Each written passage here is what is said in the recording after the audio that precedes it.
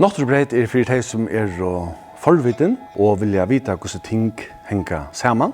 Húbreyt det akkurat det rette til tøyen som hever áhuga fyrir male og mentan. Búskapsbreytin atlat til þeir som hever áhuga i vindløyve, áhuga i sølu, men også til þeir som hever áhuga i å utbygga seg meira innanfor búskap av imenskens slag. Du kunne hugsa der at arbeid vi mentanar, milan, onkronsle.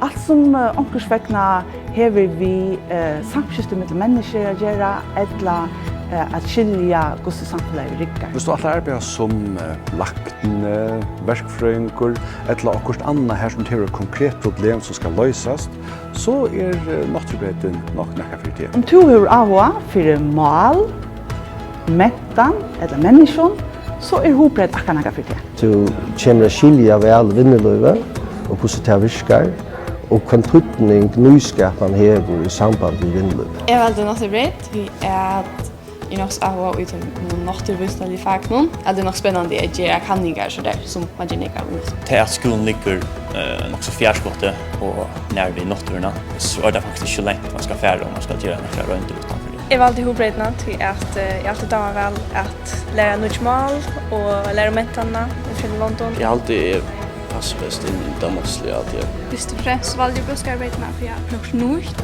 Jeg valgte at det er mest interessant av et eller annet breyten om galja av skolen. Og det er damaslige buskap, og jeg må lære mer om det.